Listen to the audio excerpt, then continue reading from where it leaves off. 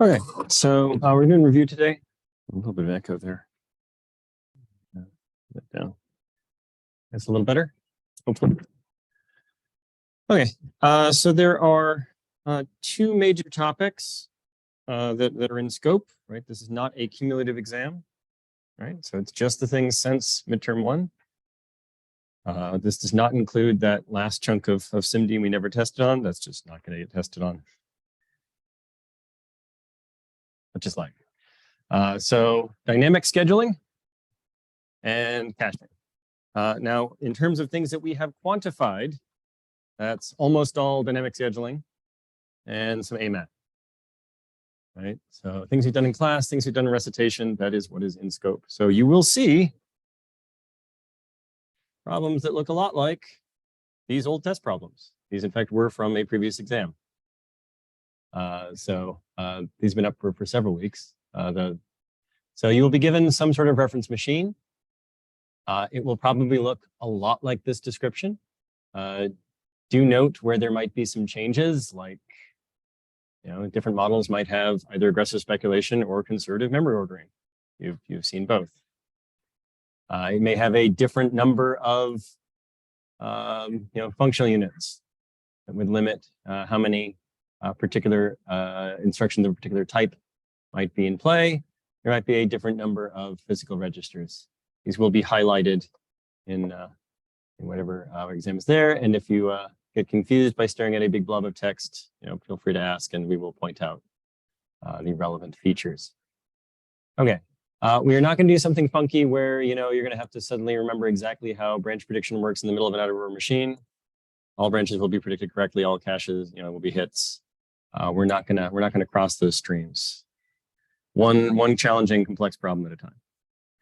Okay, but you will have a program. You will have some sort of reference machine.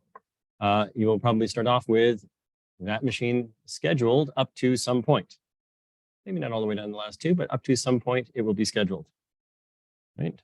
And then you should be able to then continue that schedule, right? And similarly, you should be able to ask, answer questions about the state of that machine during the provided execution, right? So if we told you everything that happened up through cycle 18, right?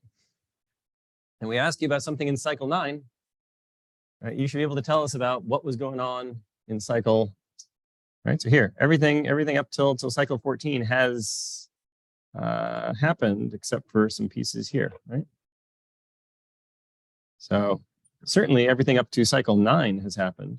If I ask you something about the state of the machine in, say, cycle 7, 8, right?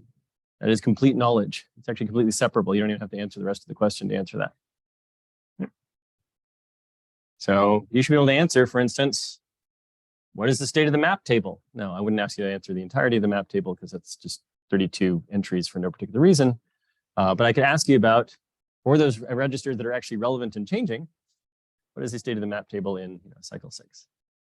You would need to specify at the beginning or end of cycle 6, obviously, because it can change during the middle of said cycle. Right, so we will try to be very clear about that. That has historically been something that's been occasionally confusing to folks. Okay. Okay. So if we added an additional instruction after the end of the provided schedule, right? So here you've got the schedule of a loop, and then it exits, and then what comes after? What's op 13? Who knows?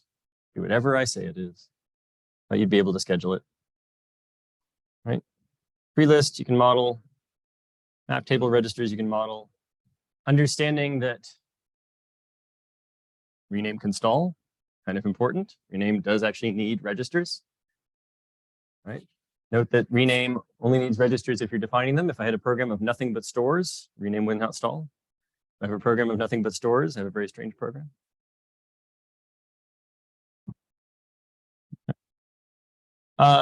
So let me go over this one here directly. And we do have all the answers to these, but I wanted to sort of populate the questions into your head. It's as close as caching is going to go to crossing the streams. I'm going to ask you to cache these questions before we go over to the answers. So what you really care about in it's worth zooming out, right? We're down here, studying, tree grains, not forest, right? What you ultimately care about, what we're doing all this for, was to make it go faster, because we can't just paint it red like an orc, right? So we want this to go faster, so we want to measure how fast did it go. So looking at this initial pipeline fill is not a very interesting measure, right? The right way to sort of look at it is, what is my rate of instruction throughput? And so for that, I can basically say, okay, at what rate am I committing things, right? So you could ask a question here. I went through this entire iteration, starting from cycle 10 through 14, right? So if I got in 5 cycles, 1, 2, 3, 4, 5, 6, 7, 8, 9, 10 instructions done, then good. I'm doing 2 instructions per cycle on average, right? That's all that's asking. Nothing fancier there. Okay. You could look at, what if I ask you slightly different questions about just the graph of the instructions itself? That's really what this is asking, right? If I'm looking at a different window of this set of instructions, how much parallelism could I extract at max? So really less about the machine, more about the graph itself. And then, well, we're not going to go into branch prediction. You should at least understand how deep we are in speculation land, right? So note that in this design, we don't actually figure out which way the branch went until cycle 9, right? So in this schedule, we finally figure out if we took this branch in cycle 9, right? Now note that in cycle 9, we've already fetched all the way down to here, and we would actually have fetched even further off the edge of this, right? We've actually executed a bunch of instructions, even here, right? The things that actually executed past the branch, right? And the wider this machine gets, right, the more that is going to be the case, right? Particularly, you make the machine wide enough, and you'll eventually get to the point where, you'll have actually speculatively potentially have executed this branch before you even actually resolve the previous one, right? So fun things can happen. But that's as much as we're going to interact with branching during the exam, right? So here we see a different schedule. It's the same set of instructions. So you'll note that because rename actually doesn't care about anything other than the number of physical registers, it's going to do the same thing in both cases.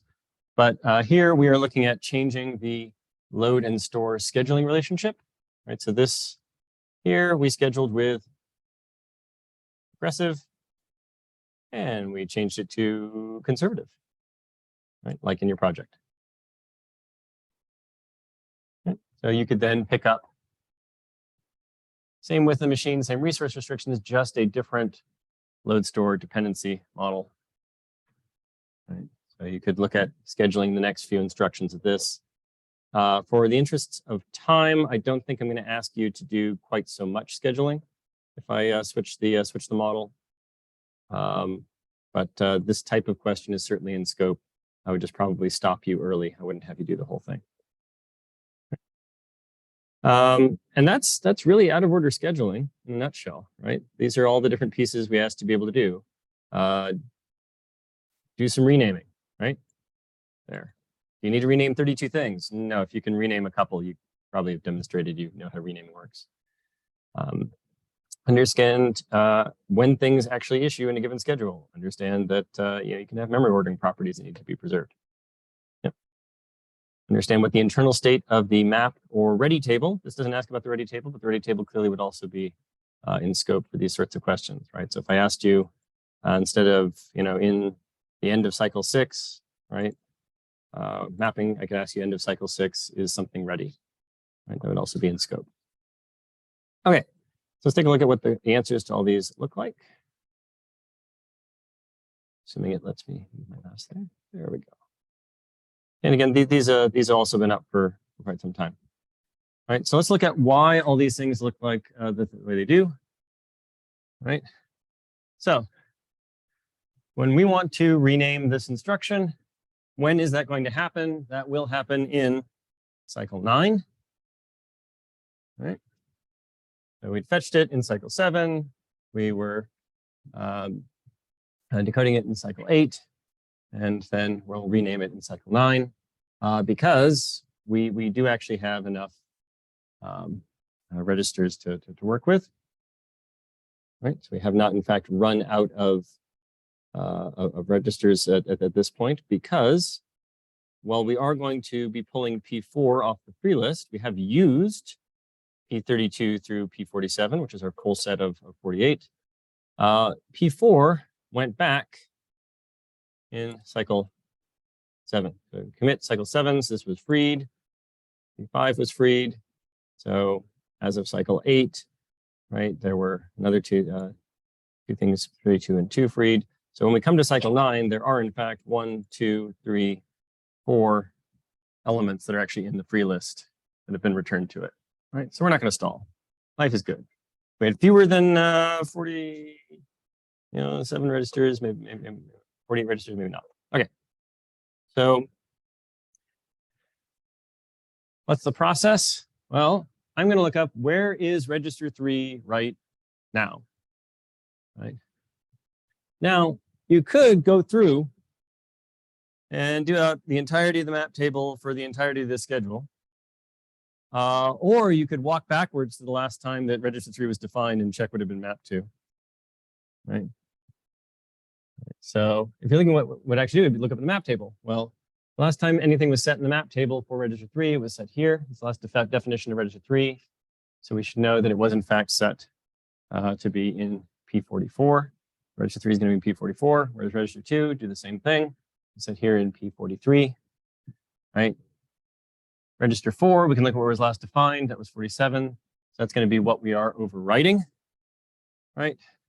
And then the new definition of 4 is just going to be the next thing on the free list, which was the first thing returned to the free list. Since we're claiming that the free list is FIFO.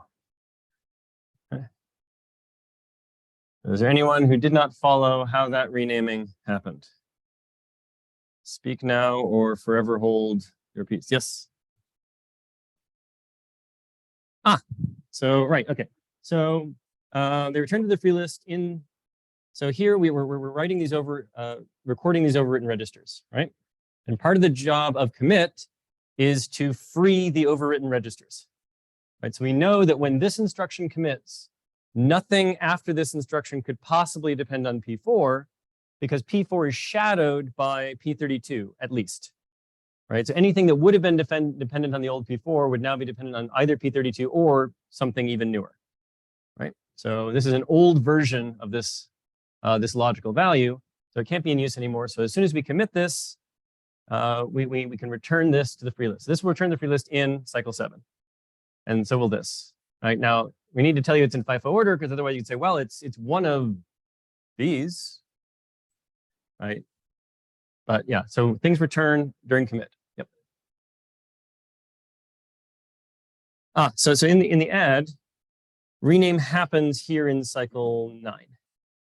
Yeah, so when we fetched it, right, if we tried to do our rename here in cycle 7, it would stall, right? Because there's not, the free list is empty, right? If this was here somehow, right? No. Any other questions? Okay, so store word, pretty similar, does not define any register, does not need anything from the free list, does not overwrite anything, does not need its immediate translated. Yeah, immediate's going to immediate. Creeper's going to creep. Okay. And, we can continue on, right? This is doing basically the same dance, right? Just allows a little bit of decoupling here where we could talk about some future point in time and adjust accordingly. Okay. So you'll note, as I have repeated often, commit was in fact in order, commit is in order, commit is always in order. Do not make commit out of order. Yeah, okay. Again, this is looking at contents of internal state at certain particular points in time. All right. So again, you could simulate every single cycle, or you can do a little bit of some shortcutting, right? But if you're looking at contents of the free list, well, here you can just basically see when are things being returned. You're just literally sort of writing these things back down, minus the things that have been pulled off again. P4 has already been pulled off again. And then the rest of these would be there by the end of cycle 11. Similarly for the map tables, if you look at the end of cycle 6, then whatever has defined it in cycle 6 or whatever defined it previous to cycle 6. So you can basically look at renames as of cycle 6. Right, so here's what has been renamed at the end of cycle 6. I don't want the whole table, I just want you. There we go. Okay, so at the end of cycle 6, this is the state of play for renaming, right? So this and everything above it have been renamed by the end of cycle 6. So you're just going to look at the last definitions of registers 4 and 3, right? So last definition of 4 was in 40. Last definition of 3 was in 36, right?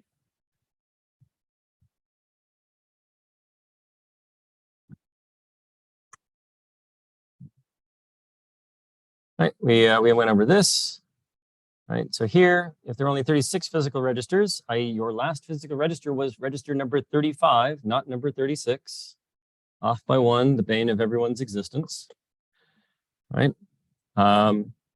So here, this instruction, we're asking, there is no register 36, it only goes up to P35. When does this get to actually rename? Dispatch. When is this going to dispatch, right? So if we're waiting for something to come back, this is going to be stuck in rename here until this has been committed in cycle 7. Then in cycle 8, it'll be able to read it from the free list. And in cycle 9, it will dispatch.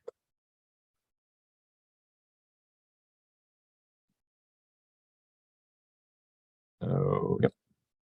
This we just went over. And this is basically looking at, like I said, the dependence graph itself. So this loop is 10 instructions long, right? So if you look at these set of register dependencies here, your graph looks like the following.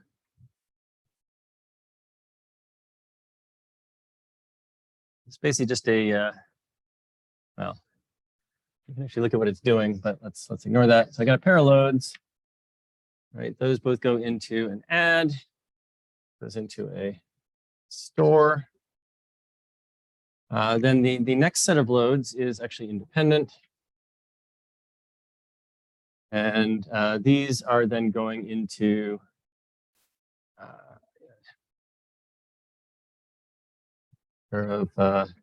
less thans. And the rest of it doesn't even really matter, because what you're going to ask is how much of this can actually go in parallel. The branch is dependent on sort of this path here. You can walk it out. These are dependent through the NOR, right, then to the branch.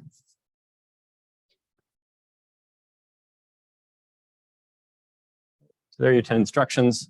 So if we ask, even if I made the machine arbitrarily wide, how much does that buy me? 4. Right now, could you potentially go further?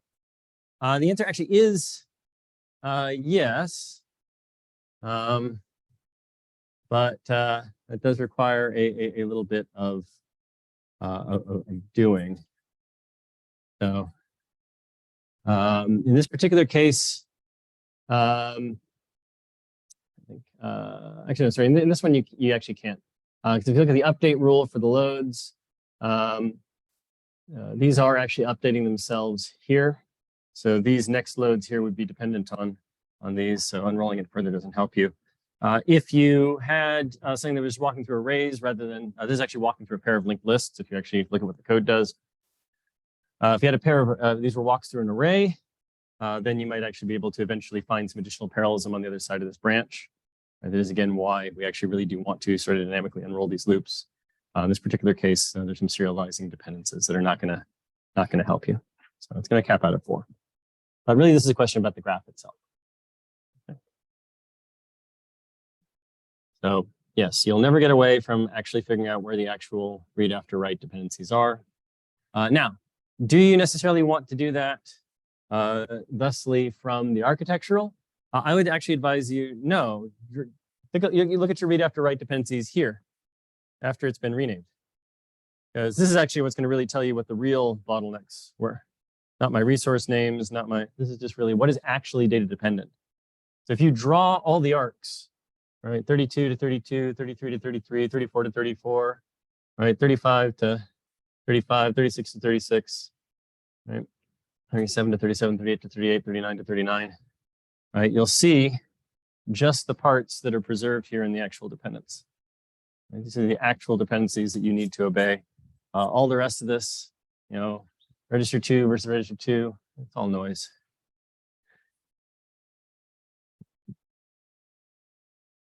Okay, and here you're just, counting things that are after a branch, right? So nothing terribly fancy there. And then here you're looking at obeying a world in which we paranoidically assume that every memory operation is potentially pointing at the same thing, right? We just don't know what the address is, man. We don't know. Could be anywhere, right? So if we assume that this load might be dependent on the store, and again, because we have not broken this down into its component parts to show you exactly when the address was computed versus when something gets put into the store buffer, we're going to assume that all happens at once during issue. Again, this pipeline is only 7 stages deep. How long is a real pipeline? 20, 30. Yeah. Do I want to do 20 or 30? No. You want to do 20 or 30? No, you don't want to do 20 or 30 either, right? So we're all good.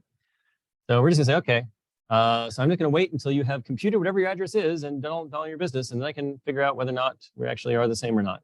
Until then, I'm going to assume that I can't do my business because I don't know where you go, right? I might be dependent on you, right? Now, loads and loads don't have that problem. We don't care about read after read. Read after read is fine. These both go to the same place. No harm, no foul, right? But if I did, because if you look, this was dispatched in cycle 6. I'm sorry, in cycle 5. So in cycle 6, in the original schedule with aggressive scheduling, these issue, right? They're ready to go. Their dependencies in terms of whether their operands are ready or satisfied in the original schedule. They've been dispatched, operands are ready, right? They're good to go. But here we're going to wait on this store. Right. No fantastic depth here, more just loads and stores are reads and writes, and we don't have a way to do renaming to get rid of write after read, write after write, and so forth. So this is how it's going to go. All right. Any questions on these out of order / dynamic scheduling questions? Right? This is mechanical. This is how does it work? What are the structures in play?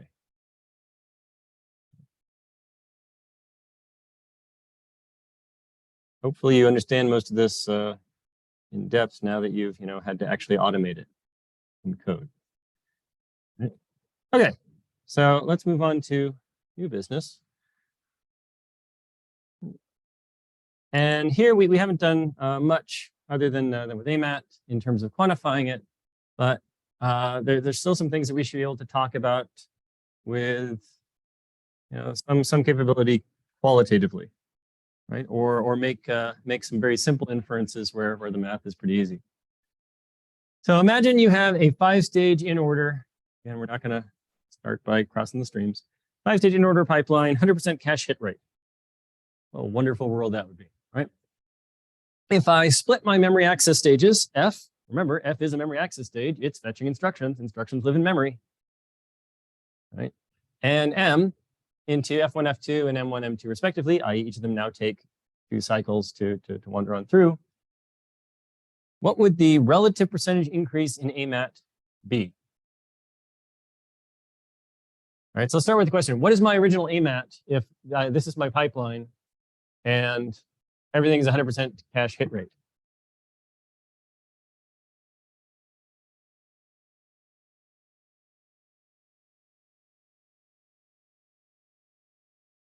One. How long does it take on average to access memory? Well, everything's a hit. I got 1 cycle to access memory, so 1. Right? Okay. In my new design, everything is still a hit, and everything now takes 2 cycles to access. So what is my average? 2. So what is my percentage increase? 100%. It's 2x. All right. I know it's too early in the morning for math. I understand. You know, it is by caffeine alone that I set my mind in motion. Right? We're good here. Okay. So here's the interesting question. What should we expect to happen to CPI, and why will it be similar to or different from the changes in AMAT? Also known as, did you read the AMAT CPI supplement document?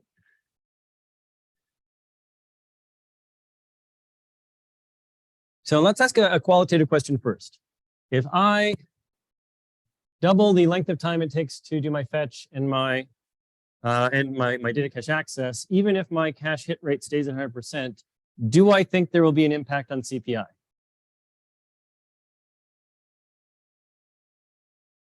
Yeah, there should be, right? If I have a branch, my branch penalty just got longer. If I have a load use stall, my load use stall just got longer. There will be some penalty to CPI. Now I'll ask the other question. Should we expect the penalty to CPI to be 2x? No, that would be really weird. It's not even clear how that could happen, right? Because again, my branch penalty is not going to be large enough to double, you know, my CPI. My load use is not going to be able to double my CPI, right? It'd be very, very strange, right? So what you should understand of this is that AMAT and CPI are different. Yeah, right? They're going to have different impacts. I can increase my AMAT and have no impact on my CPI at all. It could actually even be a higher performing system technically. Again, if I've got a better pipeline for my cache and I was able to increase the clock frequency, these sorts of things. AMAT is really designed to compare 2 memory systems to each other. It's not really designed to tell you much about memory pipeline interactions. It's not its job. Okay, a little deeper on AMAT. So the default AMAT formulation implies a few things. So it is definitely in the spherical cows, you know, category of simplification of reality. So let's look at making one of these constraints a little bit tighter. So it implies that every memory access either hits in a particular level of the cache hierarchy or experiences the full latency of accessing the rest of the memory hierarchy. Those 2 scenarios that this model does not capture. Remember, all models are wrong. Some models are useful, right? Not trying to dismiss the utility of AMAT. I'm just saying our default version of it is simplified. List a couple of things that it does not model that we have talked about.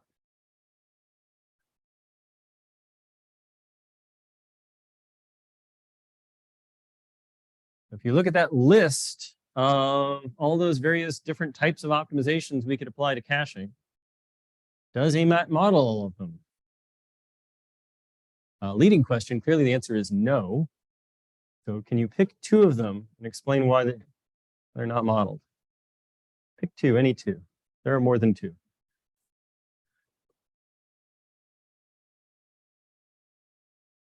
Right? I said I wasn't going to cross the streams, but here's a useful example. Right? Imagine, if you will, right, that I issue these 2 instructions. Right? And in some perverse reason, they actually are pointing to the same location in memory, and they're both a miss. Do both of these misses experience the full latency of a miss to the rest of the cache hierarchy? No, because I'm only going to do that fill once. All right. Okay. So it does not do any modeling of miss parallelism or similar. That's one thing you could respond to there. But let's look at something even simpler. What about prefetching? The whole point of prefetching is to fetch it early. Even if I don't get a hit, right? Prefetching was still useful if I fetched it so that it's already on its way when I have my miss. And it's resolved in less than the miss time to the next level of the cache. Right?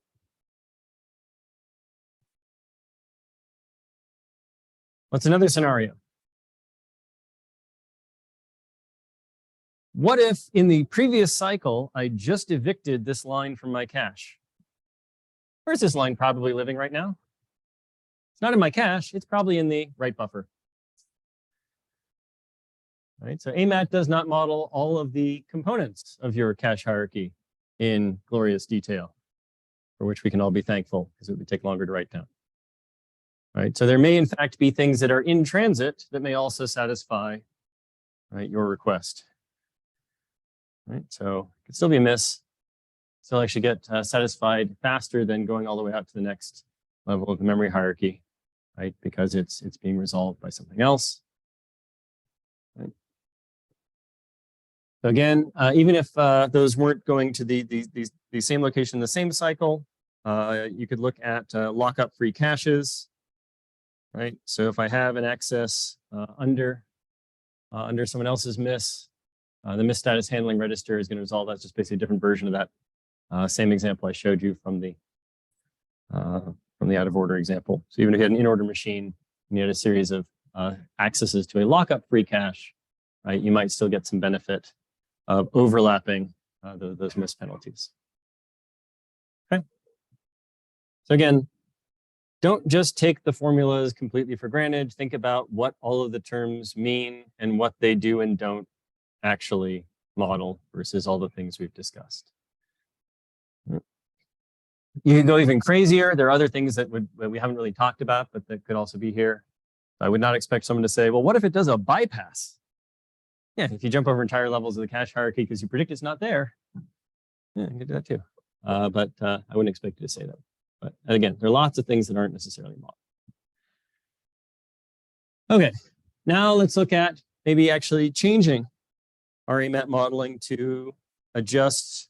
And again, this is not indicative of the length of all of the cache questions. These, again, as with the examples for exam 1, these are sets of types of questions that would be asked. I'm not going to ask, 3 of these and 2 of these and 5 of these. Right. I just want to get you some breadth of exposure. Okay. So we've mentioned that physics hates us. Right? Large things are slow. We can't have nice things. So in large caches, it may fundamentally be faster to determine hit miss because the tag array is only 10% of the size of the entire data array. Right? So I may be able to access that faster than I can actually even get the data in question, even if I'm grabbing all of the possible locations it could be from that memory, because it's just, wires have latency.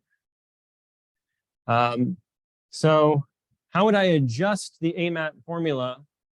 Starting here with my naive basic AMAT for a 2-level cache. Here's a 2-level split L1, unified L2.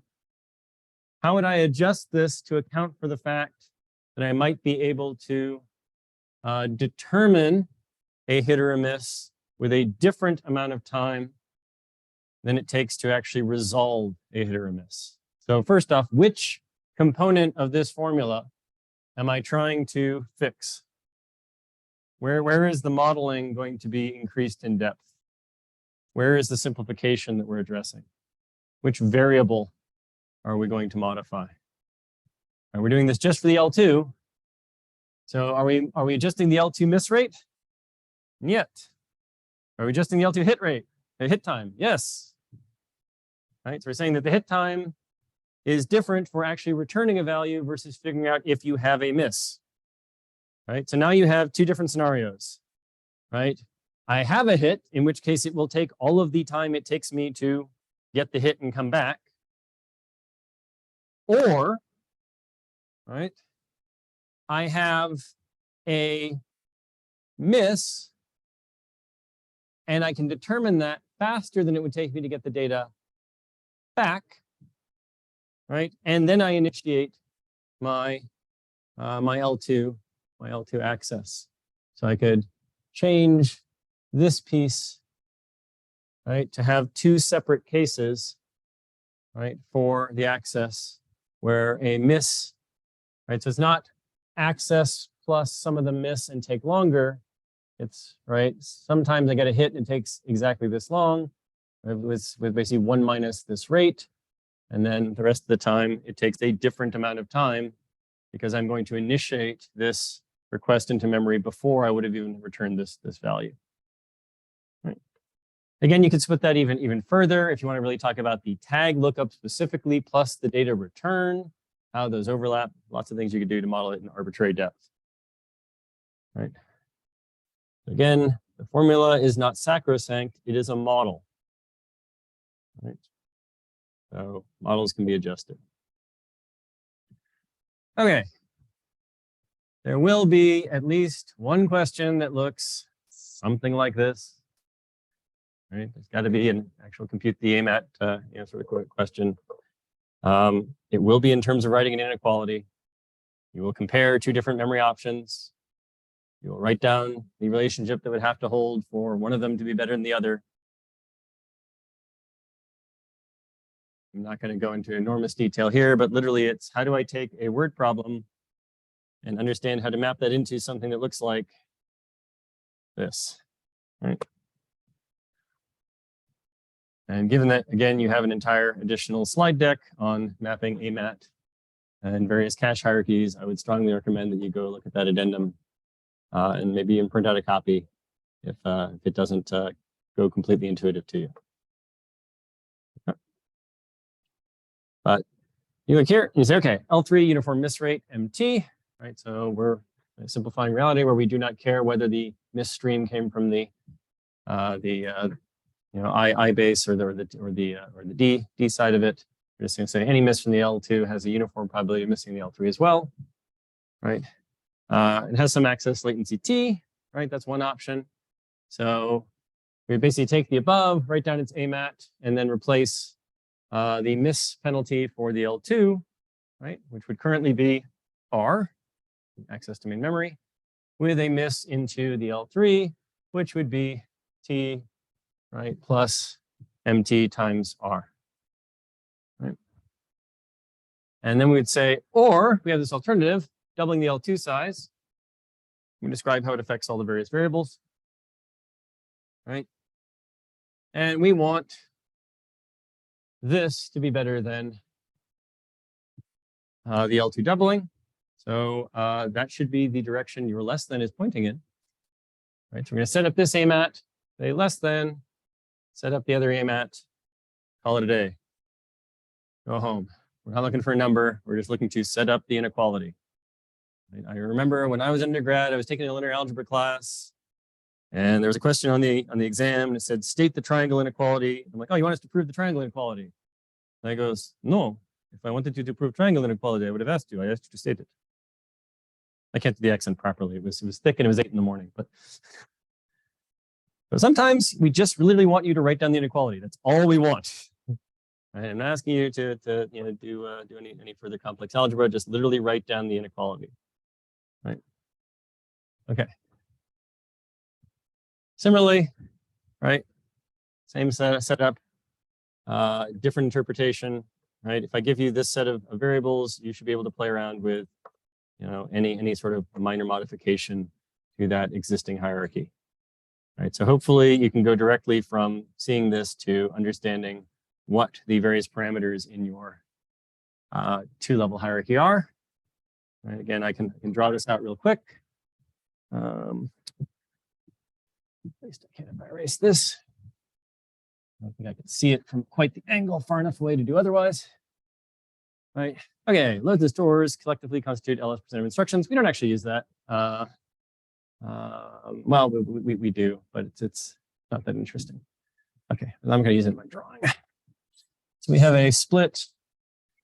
Right? This is L1 I to L1. That's a 1. Sorry. D unified L2. Yeah. And so, okay, so this we know takes R cycles and the hit rate. That's a terrible sound. Hit rate's 100%. No virtual memory here. I'll do that later. Okay. The accesses for the other two L1 data is K cycles. L1I is P cycles. Okay. And then we have miss rate per access, right? M sub D, right? So, and miss rate M sub I believe. So the key challenge here is whether I can actually see the screen, the chalkboard at the same time. Okay, L2 miss rate varies based on the instruction fetches or data fills. We have one variable, but two different multipliers on it. Okay, and so if you set this whole thing up, the first thing you can actually ask is how many accesses are we really talking about? So again, we're an average, right? So there is one access per instruction, the relative weight of these, right? One access per instruction for instructions plus LS percent of instructions are data. Those are the relative weights. This is the sort of total count of all memory accesses. And we're just going to sum, right, the two portions, one of which has a weight of LS, and the other which has a weight of 1, right? So instructions, data, average, it's just the mean, right? Nothing fancy going on here. And we say, how long does it take to do a instruction access? Well, it takes at least P, and then some of them miss. And then those that miss go into an L2 that takes, was it X? Yeah, X plus some of those miss. And we have a miss rate specifically for those things that originate from the I, and that is M sub F. R, right? And then we do the same thing over here, where it's going to be, sorry, right time here was K, right? Same, but slightly different variables, but same structure.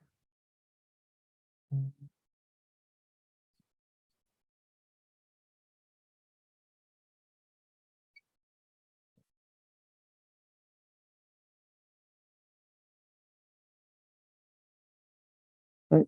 So if you look at the previous one up here, right, we assumed that it was a uniform hit rate, right? So the miss rate, so actually we didn't assume it was uniform, so we did split them here as well. Yeah. So basically just this formula playing out with these particular constants.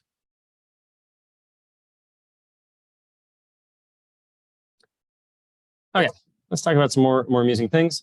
As with exam 1, I reserved the right to put some multiple choice questions on there that aren't directly covered by things like these. But same sort of idea, right? Conceptual questions. So I did talk about this in class earlier, so we'll see who remembers or just knew this answer even before the class, because it is a common trivia question. If I have a 4-frame fully associative cache with LRU as its replacement policy, what is a repeating pathological access pattern in terms of abstract cache blocks that will cause the lowest possible hit rate? I will tell you the lowest possible hit rate is 0. You can cause it to have a 0% hit rate, right? So I've got 4 frames, fully associative, LRU. All I need are, what's my repeating pattern? I just, sequential fill with 5. I just need A, B, C, D, E, repeating, and your hit rate is 0. Right? We talked about in class before, briefly. Okay. So there are pathologies. Caches don't always give you what you want. Right? So be aware. Back pressures, design constraints. So in general, more associativity is good. Why don't we just max associativity all the time? Why do we make different choices about what we want to do with associativity for different levels of a cache hierarchy?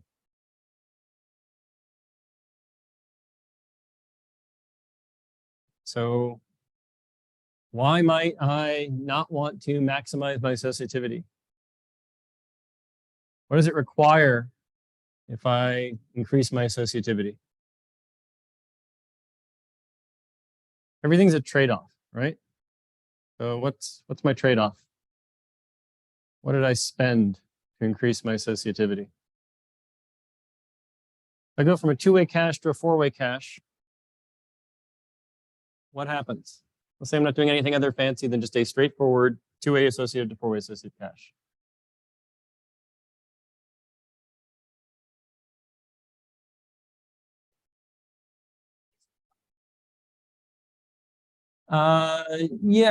It's not linear, right? Because you're going to do it in parallel, right? So a few different things. If I have a two-way associative versus four-way associative, I am going to light up, electrically speaking, twice as much stuff.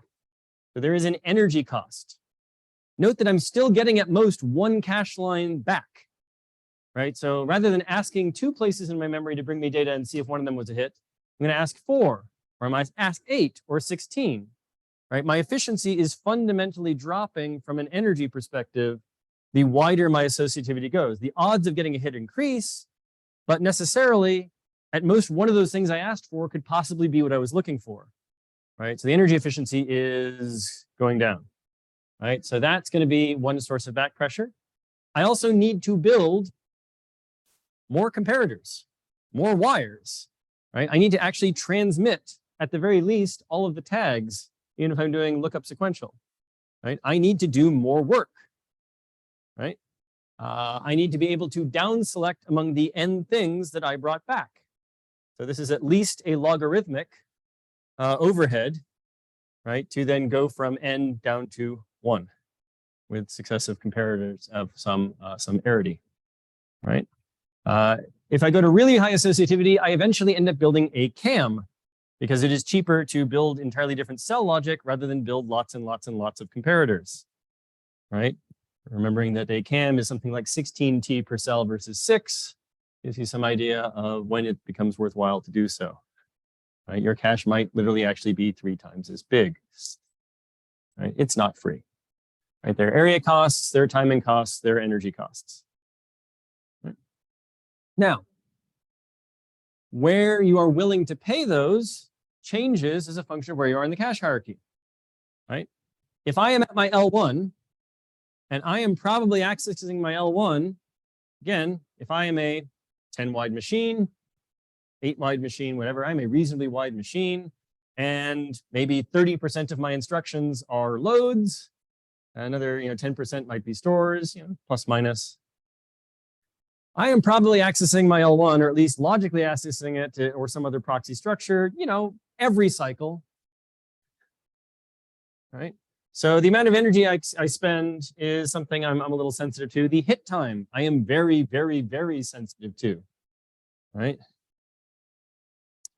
My L3, I am not accessing every cycle. I literally couldn't, even if I wanted to. It's on a different bus clock, right? It's mostly sitting there, just waiting for mail to come into its inbox, right? So I'm not as worried about the energy thermal density problems of my L3. My L3 is literally cold on an IR, well, compared to the rest of my chip. Right? Remember, chip temperatures, don't touch chips with your bare hands. It's a good way to get, 3rd-degree burns. But comparatively speaking, your L3 is actually quite cold. So that the energy density is going to be it. It's quite big already, so the area cost probably wasn't your first order problem there either. But in your L3, you really, really, really, really don't want to miss, right? Missing your L1 is like, oh man, I missed the L1. I got to do the L2. That's going to take me like 10 whole cycles. Bummer, right? Right? If you left, something at your apartment, that's annoying. If you left something in another country, right? You spend a little bit of different amount of time to make sure you got everything before you leave the door when you are leaving the hotel in France than when you are rolling out of bed in the morning, right? There's asymmetric cost. And that's basically the design decision you're getting here. The deeper you go into this cache hierarchy, the more you are terrified of missing. You will spend extra time, you will spend extra area if it means you miss less, because misses are so miserably painful. Hundreds of cycles, right? Okay. Inclusivity versus exclusivity, right? So similar here, just think of a scenario. Where might it be more beneficial in terms of the communication that's occurring to have an inclusive cache hierarchy versus an exclusive one, and vice versa? Note, if I say and vice versa, I do expect two different scenarios, not just one. I've asked for two things in this question. Right, so start with the first one. When might a fully inclusive cache hierarchy give me communication efficiency over an exclusive cache hierarchy? Remember, exclusive, say I got two levels. Things can be either in my L2 or my L1, but not in both. Right? Inclusive, fully inclusive, so everything in my L1 is in my L2. And might I get some bang for my buck out of that inclusive hierarchy?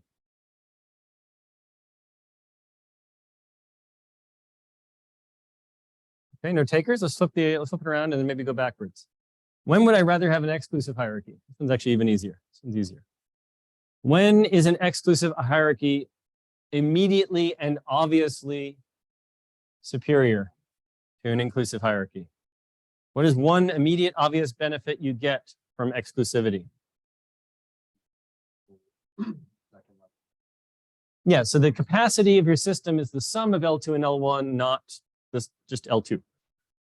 Right? So if my working set is larger than L1, right? And in fact, even larger than L2, but smaller than the sum of L2 plus L1, right? In an exclusive model, I could actually keep the whole thing in the sum of the L2 and the L1 because they're exclusive, right? Whereas if in that inclusive hierarchy, if it is larger than the L2, right? Again, go back to our good friend sequential Phil, right? Maybe we'll name him sequential Phil, right? Phil with a PH. We'll call this guy Phil. Right? It's not parallel Phil, it's sequential Phil. I don't know. Early morning humor. So if I have something that exactly fits in my exclusive but doesn't fit my inclusive, clearly exclusive is better. I'm not leaving my cache hierarchy entirely.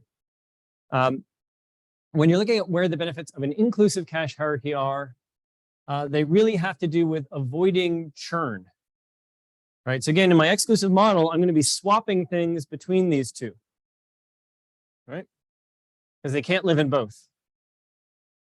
But what if I don't need to? Right? What if it's a bunch of blocks I'm just reading? I'm just looping through a bunch of blocks that I'm reading. Right? Then I can just leave them in my cache hierarchy in level 2, cycle them through my L1, and drop them on the floor when I'm done with them. Right? And I have a lot less churn between these two levels of the cache hierarchy. That one's a little more complicated, but the other side of that's pretty straightforward. Okay. The thing about benefits you could get, why someone might actually have ever designed something that way, there usually is a reason. Okay. Why? Your lower level, L2, L3, L4, if you got one, Caches usually have a much lower local hit rate than upper level L1 caches.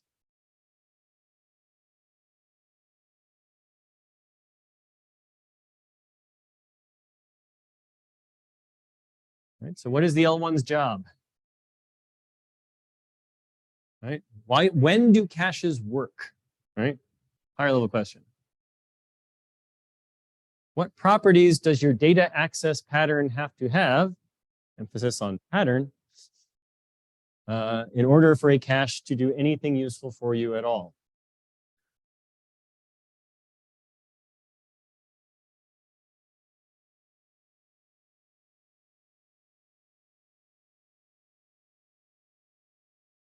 Yeah. So you'll anything that has nice, strong, predictable local structure is probably going to be mostly captured by your L1 unless your smallest pattern is bigger than your entire L1.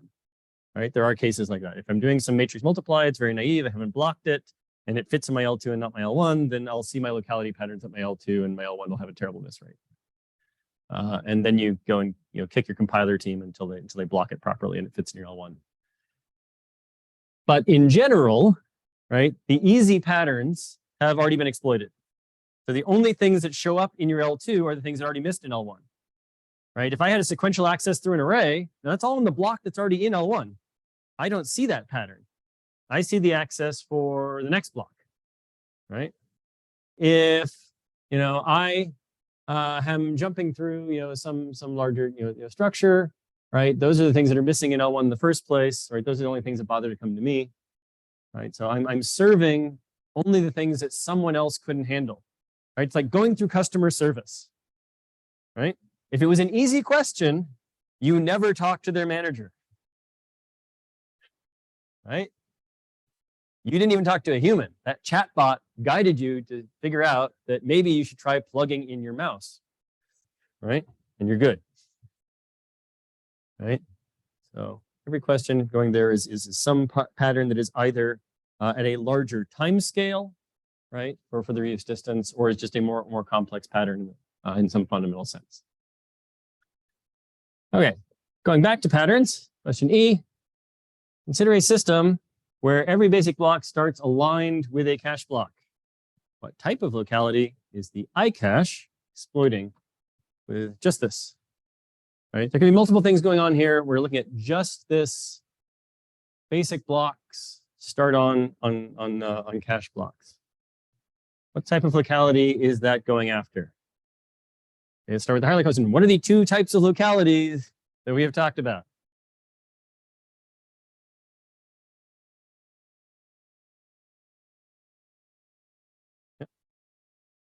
Yeah, temporal and spatial. Yeah. So is this temporal or spatial? Spatial, right? Basic blocks are sequential in memory, right? It's a straight line run of code, right? This instruction, then this instruction, then this instruction, then this instruction, up to some control instruction, which might jump somewhere else. All right, so we are aligning things that are going to all be executed together to all be fetched together in the same cache block. This is a spatial optimization. Right? If we wanted to look at a temporal optimization with instructions, right, you'd be looking at something like building a loop cache, right? Trying to figure out that there is a repeating pattern of instructions that are fetched over and over again, and to understand when I should fetch them again next, or to cycle them through, right? Or to promote things to an L0 because they have an asymmetrically high hit rate even in your L1. I'm going to talk about that, but it's not going to be in your test because that's kind of what we talked about. But this you can figure out. Okay.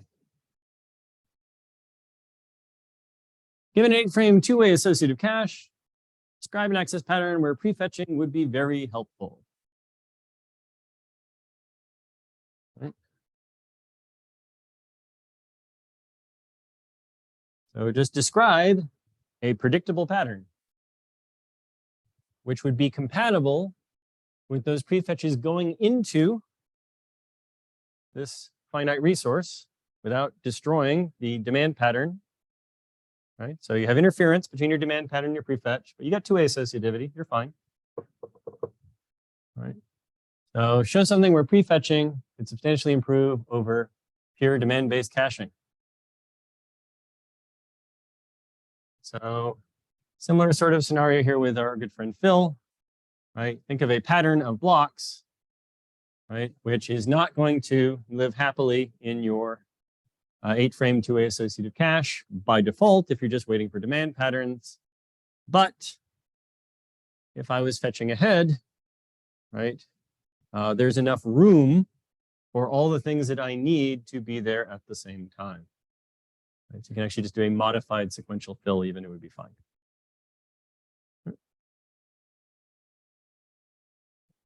Okay, so this is much longer than the actual question on the exam would be. And if you actually look, the question doesn't start until here. It actually starts with a solution. Mostly just because I do want you to remember how to do this, but I'm not going to ask you to do this again. Okay, so here is an access through a TLB into a cache. Great, here's the description of how it all works. That's really just for your own notes. I'm sure most of you will print these. Now, here is the sort of question I could ask you directly. If the next access after all of this, again, I wouldn't have to give you all of this just to set up this question, but again, just to bring it back into your own, how does this all work? And the next access to this is a load to address 0xFFFF that resides in physical page number 13. What will the resulting state of the DTLB look like when all is said and done? Right. Okay. So if I have the state of the DTLB, all these fields are described here. Right. You will note that this is not currently in the DTLB. But we've told you what the replacement policy is. So you should be able to figure out which thing gets kicked out. It's a load, so you should be able to figure out whether or not I made the page dirty. I did not. Right. It's in physical page number 13. You should be able to fill in the bits for the physical page tag. And you should be able to understand what that's the value here. You should be able to understand what the tag is for this page. Right, so you're able to break down a virtual address into its necessary parts for TLB lookup. You should be able to modify the state of a TLB like any other cache. Right. So again, we have not gone over this in remarkable detail. So I'm not going to worry about the mechanics of this. We beat this to death back in 331. This, however, is a little more interesting, right? You can combine thinking about virtual memory system, in particular VIPT, and how this would play out in AMAT. Right, so again, this is mostly just saying, if I have this sort of scenario here, we're going to make it a little simpler. We're just going to talk about a one-level cache. Right, one-level cache, and then main memory. Right. And if we say we have an L1D cache, right, and we have main memory, and we say this takes, right, I can access my data cache in a cycle. I can access this in 20, specify a couple of miss rates, right? And I'm going to tell you something about page table in memory. It's flat. Okay. No tree to walk. Right. If I tell you there are no page faults, so everything is in fact that I'm going to access is mapped. Oh, and I give you some rate of misses in the DTLB, right? And this is a VIPT system, right? This is a VIPT system. Where is my TLB with respect to access? In a virtually indexed, physically tagged system, when do I access the TLB with respect to the cache?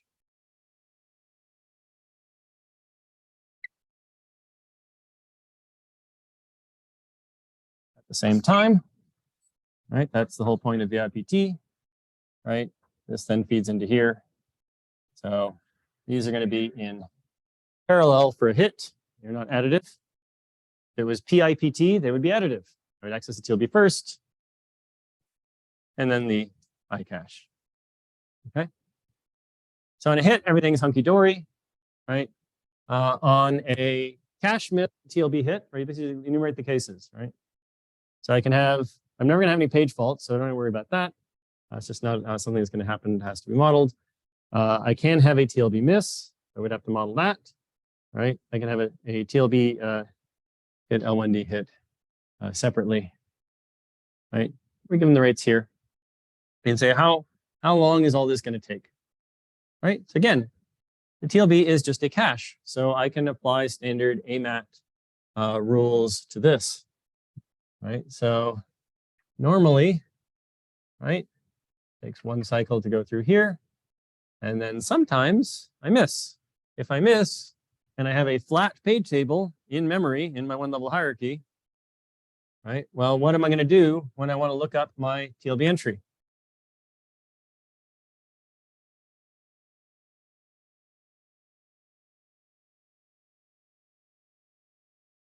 Well, actually, right, there is one extra level of indirection here, right? And technically you have some indefinite nesting. But we're actually going to look up, it's just a data address, right? We're going to look up our data address through our cache hierarchy. Actually give you the miss rate for lookups in the cache. Sometimes the translation is actually there directly, because I can cache the page table as well. Page table is just data in my memory space, right? So you add all these up, you can modify the AMAT. Is it going to be quite this complicated? No. If you can solve this, you can solve any of the virtual memory questions I will actually ask you. So in the interest of time, that you will work on more on Friday with Tian. Any questions on scope or particular topics? No? It's yeah, as I said, they're really only the only other thing that isn't mentioned here is SMT. Again, since we haven't done any quantitative questions with SMT, the most you could be expected to ask about SMT would be something on like, this level of conceptual question, like why SMT? What's the point, right? Those sorts of questions. Multiple choice questions in SMT might happen, right? But you're not going to be asked to do anything with simultaneous multi-threading. You can actually craft. I have tried this in past years and decided to not do it again. You can actually craft SMT questions, not that bad, built on top of, well, this. I don't think it actually maps well to people's understanding versus the assessment. There's more things that can go wrong, right? So it's mostly testing how fastidious you are rather than whether you actually understood the SMT. Yep.